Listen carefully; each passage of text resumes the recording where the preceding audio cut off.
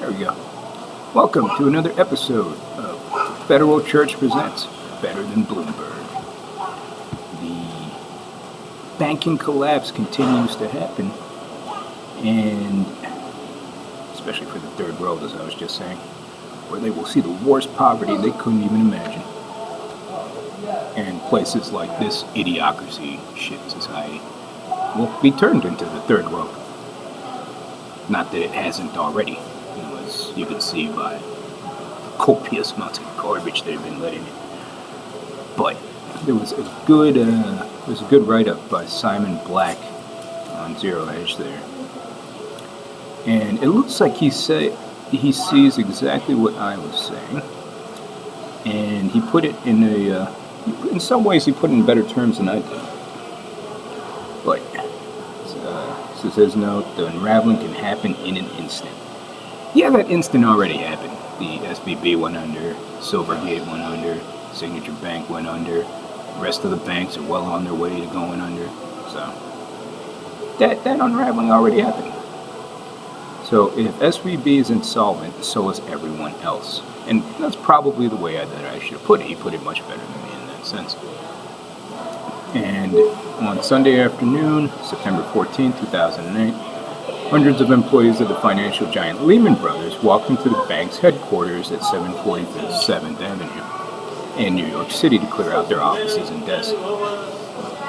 Oh, and by the way, you can still hear the fucking retards with their shit pseudo-science, and the stupid garbage have been told to, or not the stupid garbage, the stupid dirty line money changers went around telling people to medicate my food. And again, they're stupid, dirty, lying scum. Well, I guess the dirty lying scum lied to the stupid trash, like you see in the vast majority of the public, who again deludedly think they're a part of my life because they spied on me illegally and were stupid enough to think that they would spy on me for free. But as you can see, nothing has changed because there is no personality or mental health disorder there. It's just dirty scum liars that also try to propagandize my personality, which does not change. I still hate the garbage. I still have the complete and utter hatred and, disdain for, what most people would consider garbage. And that's not going to be medicated away. And there's still the situation at hand that's a horrible situation for them. The vast majority of them will end up in poverty. And for the shortened duration of their life, because, they were stupid enough to get an mRNA injection that, nobody survived, no living test subject ever survived. Most of them, it's not an exaggeration to say, most of them will die in poverty. It's a fact. And then these idiots will try to spin that any which way too. And guess what? That's the same kind of shit, pseudoscience, that got them into that situation to begin with. It's kind of like what I was saying earlier, where these idiots apparently think it's a good idea to piss off the people you're begging for, what is this, economic policy or foreign policy? Well, guess what? All those little groups that I don't like, you're not going to like my foreign policy. All those little groups that I fucking hate, my economic policy will be impoverishing you at enriching those, my interests, and who serve my interests. That's the reality of it. They're not too bright. And then they go around telling themselves that they should be medicating my food because they're fucking imbeciles. And they deserve everything happening to them. But back to the note there. Lehman was hours away from declaring bankruptcy, and it's collapsed. And again, what did their medication just do? Cause me a problem? Cause me a headache? Cause me a form of feeling of intoxication? Well, guess what? Because you did that, now you're going to have horrible things happen to your economy due to my policies. My policy will not be used to make you richer. It'll be used to make you poorer, to enrich myself and any of those that share my interests. They're not smart. And again, these are the people who are stupid enough to think, too, that I'm going to allow them to steal any work to enrich themselves at my expense.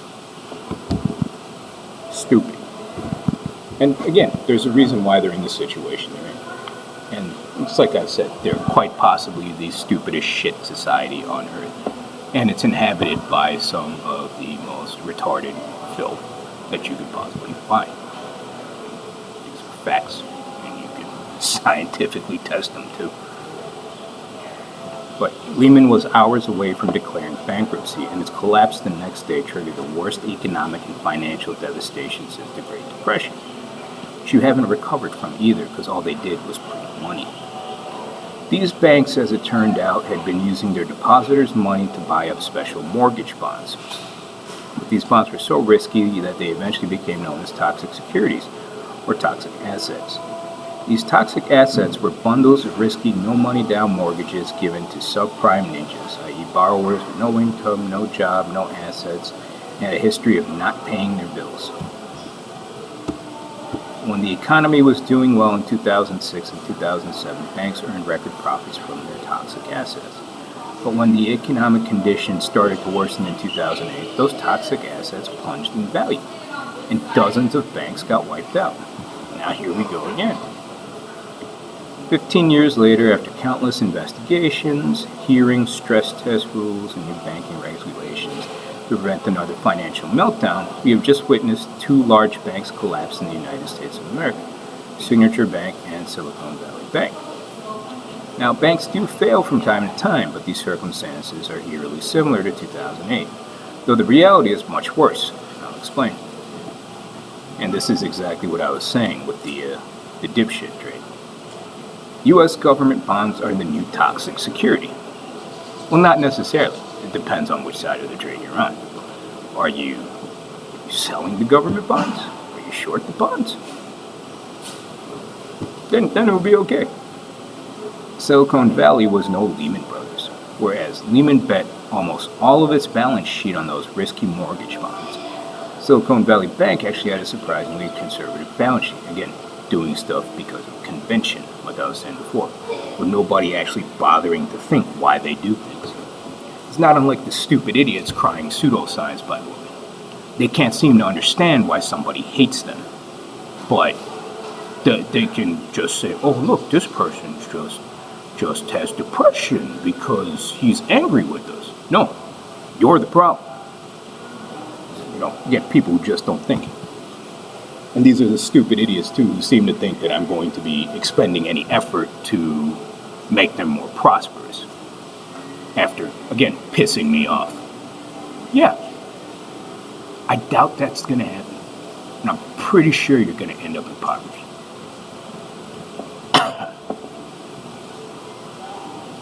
According to the bank's annual financial statements from December 31st of last year, SVB had $173 billion in customer deposits, yet only $74 billion in loans.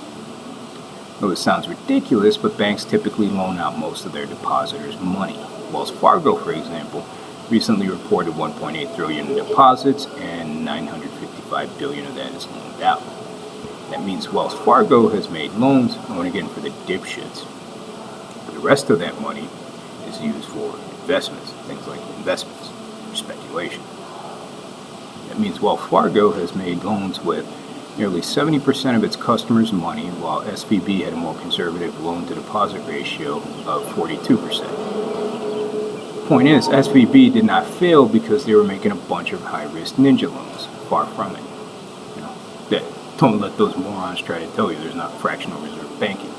The other money is used for capital, as capital for their investments or their speculation. SVB failed because they parked the majority of their depositors' money, $120 billion, in U.S. government bonds. Yes, and caps too. That's the great part of this. This is what people do by convention. This is the really extraordinary part of this drama. U.S. government bonds are supposed to be the safest, most risk-free asset in the world. But that's totally untrue because even government bonds can lose value. And that's exactly what happened. And there is nothing risk-free about these toiletries. Nothing. Absolutely nothing. They're absolute garbage. They're called own toiletries for a reason. Most of SVB's portfolio was in long-term government bonds like 10-year Treasury notes, and these have been extremely volatile. In March 2020, for example, interest rates were so low that the Treasury Department sold some 10-year Treasury notes at yields as low as 0.08%. But interest rates have increased so much since then. Last week, the 10-year Treasury yield was more than 4%. This is an enormous difference. If you're not terribly familiar with the bond market, which I'm sure most people are not, one of the most important things to understand is that bonds lose value as interest rates rise. There's an inverse relationship there. Again, even that is a difficult concept, an inverse relationship, because this is the stupidest fucking country on earth. And this is what happened to Silicon Valley Bank. Silicon Valley Bank loaded up on long-term government bonds when interest rates were much lower. The average weighted yield in their bond portfolio, in fact, was just 1.78%.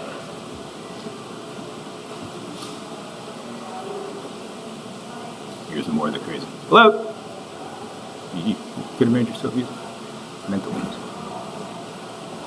But interest rates have been rising rapidly. The same bonds that SVB bought 2 to 3 years ago at 1.78% now yield between 3.5% and 5%, meaning that SVB was sitting on steep losses, and it gets worse. Like I said, for the garbage economy where nobody produces anything, and they actually have serious expectations of getting printed money, just universal basic income, just printed money for doing nothing, for producing nothing. At the very least, interest rates would be skyrocketing towards 20% or so. At the very least. So this is not a situation that's going to be getting much better for any banks that already have these massive losses. And they didn't hide this fact. This wasn't an issue of the auditors. This was not Arthur Andersen pulling any shenanigans. It was management being inept. So in their 2022 annual report published on January 19th of this year showed about $15 billion in unrealized losses on their government bonds. I'll come back to this. By comparison, SVB only had about $16 billion in total capital, so $15 billion in unrealized losses was enough to essentially wipe them out.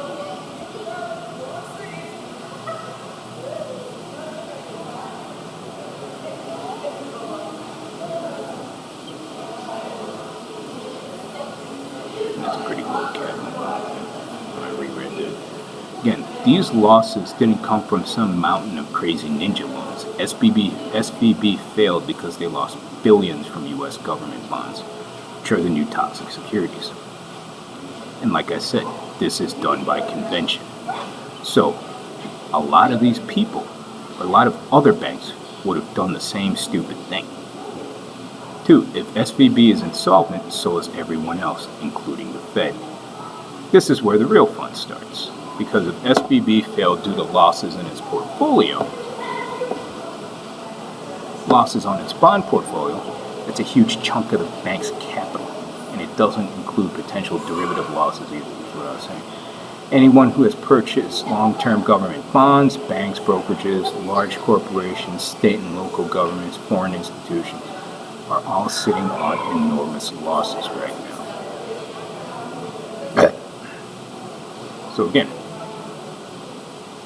when everybody has a toxic asset that they need to unload, and they do need to unload it, because the held to maturity concept is absolutely fucking retarded.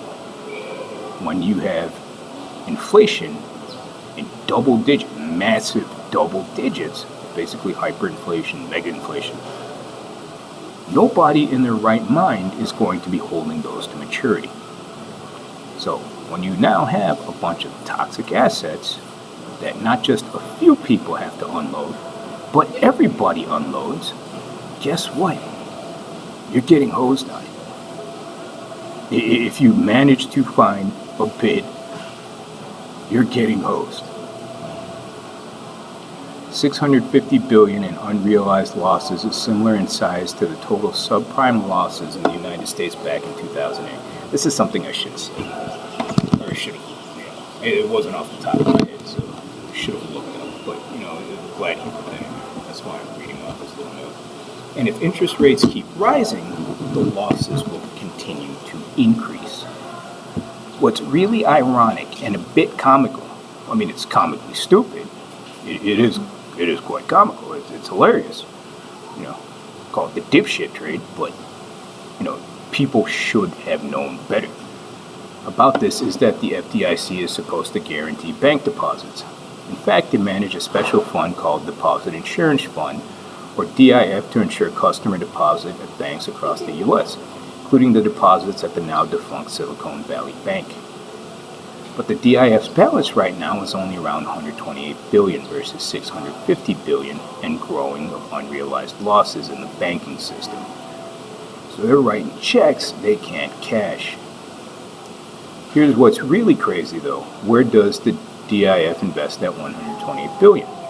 In U.S. government bonds. So even the FDIC is suffering unrealized losses in its insurance fund, which is supposed to bail out banks that fail from their unrealized losses. You can't make this stuff up. It's ridiculous. It's kind of like you can't make that shit up where they actually go on Bloomberg and tell everybody how they went on the wrong way trade. Probably trying to BS or trying to get out of it. Now, there is one bank in particular I want to highlight that's incredibly exposed to major losses in its bond portfolio. In fact, last year this bank reported unrealized losses of more than $330 billion against just $42 billion in capital, making this bank completely and totally insolvent. I'm talking, of course, about the Fed, the most important central bank in the world, supposedly. It's hopelessly insolvent and far more broke than Silicon Valley Bank. What could possibly go wrong? The experts should have seen this coming. Since the 2008 financial crisis, legislators and bank regulators have rolled out an endless parade of new rules to prevent another banking crisis. One of the most hilarious was the new rule that banks had to pass stress tests, i.e. war game scenarios, to see whether or not banks would be able to survive certain fluctuations in macroeconomic conditions. SVB passed its stress test with flying colors. It also passed its FDIC examinations, its financial audits, and its state regulatory audits. SVB was also followed by dozens of Wall Street analysts, many of whom had previously issued emphatic buy ratings on the stock after analyzing its financial statements. But the greatest testament to this absurdity was the SVB stock price in late January. SVB published its 2022 annual financial report after the market closed on January 19, 2023. This is the same financial report where they posted $15 billion in unrealized losses, which effectively wiped out the banks. You can't make this shit. The day before the earnings announcement, SVB stock closed at 250 and changed. The day after the earnings call, the stock closed at 291 and changed. In other words, despite SVB management disclosing that their entire bank capital was effectively wiped out, expert Wall Street investors excitedly bought the stock and bid the price up by 16%. The stock continued to soar, reaching a high of $333.50 a few days later on February 1st. In short, all the warning signs were there, but the experts failed again, because they're not experts. They're dipshits. The FDIC saw Silicon Valley Bank's dismal condition and did nothing. This isn't the fault of regulators or the insurance company. Because I'm sure they fucking suck. But you know what? They were hoping nobody would notice. And that's the thing. If you have money in there, of course you're going to effing notice, because it should be your job. The Federal Reserve did nothing. Well, they've never forecasted anything ahead of time, have they? And investors cheered up and bid the stock up. And this leads to my next point. The unraveling can happen in an instant. Well, it happened already. A week ago, everything was still fine. Then within a matter of days, SVB's stock price plunged, depositors pulled their money, and the bank failed. Oof. The same thing happened with Lehman Brothers in 2008. In fact, over the past few years, we've been subjected to example after example of our entire world changing in an instant. We all remember that March 2020 was still fairly normal, at least in North America. In a matter of days, people were locked in their homes and life as we knew it had fundamentally changed. Well, that's like what they had happen here. Their banking system is essentially done. A lot of people will be seeing a lot of disruptions in their lives, and rightfully so, because they deserve it. They thought they would cause disruptions in other people's lives, and look, now they have it happening to them, as they crack karma, by the way. A lot of them will see poverty, a lot of things will fail, and a lot of things should have failed, just like I'd had in my other video. Because none of them should have existed with this negative interest rate policy, or negative real rates, and that garbage policy that allowed them to happen. And the same thing happened with Lehman Brothers in 2008. In fact, over the past few years, we've been subjected to example after example of our entire world changing in an instant. And that's where you are now. We all remember that, and it actually might not be an instant. There'll be at least 20 banks in the immediate future. But there are plenty more banks than that. But I guarantee you, I can't guarantee that, but it is most likely that a lot of these banks did the dipshit. Just like you saw the people going on Bloomberg, from these some of these firms and some banks do. Oh yeah, we did this. Dipshit. But yeah. There will be plenty of other banks with the same problem, the same toxic acid.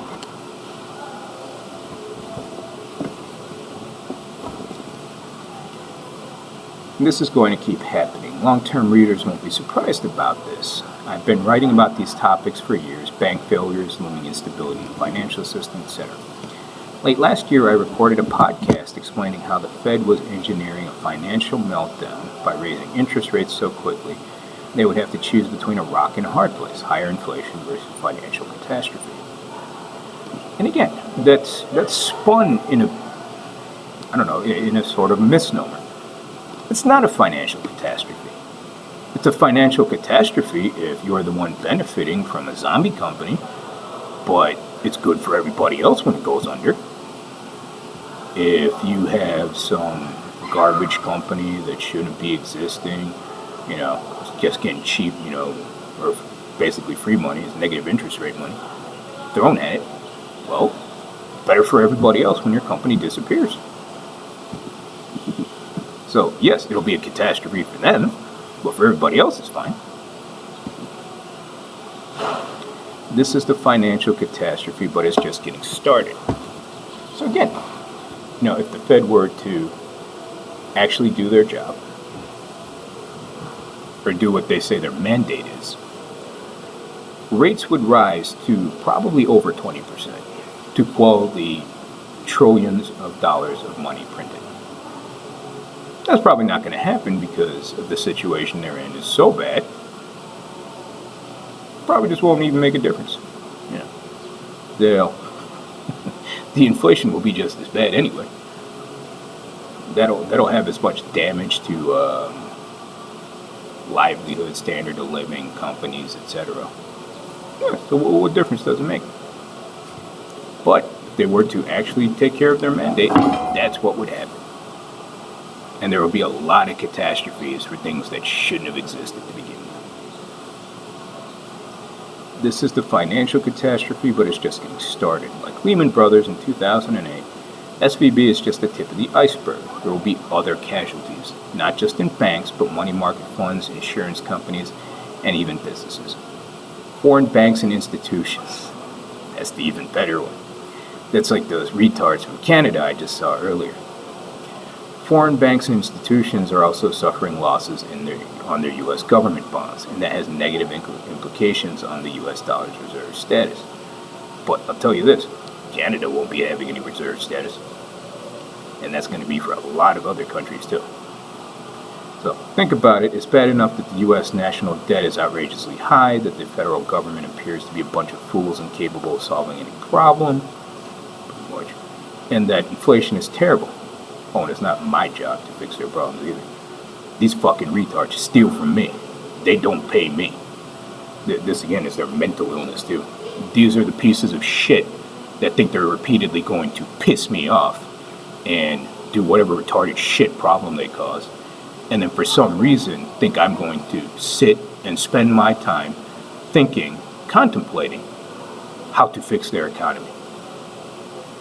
Who in their right fucking mind thinks that way? You have to be an absolute fucking moron to believe that, or just completely deluded and deranged. And again, you probably hear that shit, which is probably more trash, thinking they're going to spy on me for free, instead of dropping off some cash or anything that makes sense, including property. Oh, and how about those girls down the street? They are quite possibly the most mentally ill shit on earth. And like I said, it is necessary for this to happen. Just like in the last video. So this is the financial catastrophe, but it's just getting started. That's the key part too. There is so much wrong with their financial system, their economy, everything structurally. Not just, their monetary policy, but their fiscal policy, fiscal embezzlement of their government. This is just but a minor piece of their, problems there. Their set of problems there. And like Lehman Brothers in 2008, SVB is just the tip of the iceberg. There will be many other casualties, not just in banks, but money market funds mutual funds too, insurance companies, and even businesses. Foreign banks and institutions are also suffering losses on their U.S. government bonds, just like Canada, and that has negative implications on the U.S. dollar's reserve status. And don't get confused there, or don't get hopeful on me, get on the hopium, because the only people who are going to be in reserve status now is probably Russia or China. Think about it, it's bad enough.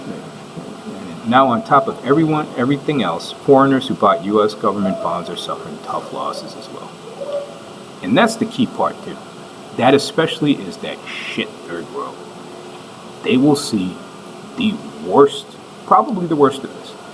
They will see the worst economy for generations. The worst economy they couldn't imagine, for generations. It will be horrific for them. And deservedly so. Why would anyone want to continue with this insanity? Foreigners have already lost so much confidence in the U.S. and the dollar, and financial losses from their bond holdings could accelerate that trend. Well, just dipshits. The issue is particularly of mine now that China is flexing its international muscle, most recently in the Middle East, making peace between Iran and Saudi Arabia. And again, this also shows the irrelevance of the deluded. They do not have any influence whatsoever, actually. Because, for example, these states only exist because of what was the U.S. military. The U.S. military is now, as you have seen it in Ukraine, just get annihilated, whatever equipment and training they have, and a few of the people that went over there, they were just completely annihilated. 500,000 people gone. And then plus the wounded. That was their weapons, their tactics, their training, wiped out. So, if you think you're going to war with them, well, you're probably not going to do well. And even if you resorted to nukes, the ones that you have that are 50 years old, or dropped off by planes that are 50 years old, 70 years old actually, that probably won't go well for you either, because their militaries are more advanced than yours. They are superior to yours, actually. And they've already shown that. So they're not going to be tolerating any of your, basically anything that you say to do. They're not listening. They don't care. They're going to go about their business, and you are not relevant. And places like Saudi Arabia only existed because of the U.S. military, in exchange for buying up treasuries with that US dollar, which they're no longer going to do because it would not be in their interest or anybody else's interest for them to do so. And the Chinese are starting to actively market their currency as an alternative to the dollar. Well, yeah, because they sell you everything, they lend you everything. Why would they use your shit currency while they do it? But no one in charge seems to understand any of this. Well, like I said, not my job. Nobody paid me. In fact, they stole from me and pissed me off at every possible fucking moment because they are the dumbest pieces of shit on earth, and they think they're so great that they live in some shit delusion until they're finally put in their place. Just like these banks. These weren't well-run banks. These weren't well-capitalized banks. These banks actually had no capital. And it's not unlike this example I give of this deluded garbage country. They have nothing. They're nothing. They're weak. They're helpless. They're broke. They're the brokest country in the history of the world. And just like the banks, you get to see that. You get to see the reality of their failed state. And then the guy who shakes hands with thin air insisted this morning that the banking system is safe. Yeah, he's a figurehead. He's a stooge. And he's pretty old. Nothing to see here, people. But, he's not there to know stuff. He's there to do what the people who tried to influence him want him to do. Which, of course, is why, I wouldn't be suited to such a role. The Federal Reserve, which is the ringleader of this sad circus, doesn't seem to understand anything either. In fact, Fed leadership spent all of last week insisting that they were going to keep raising interest rates. Because they're damned if they do, damned if they don't. It actually won't matter either way.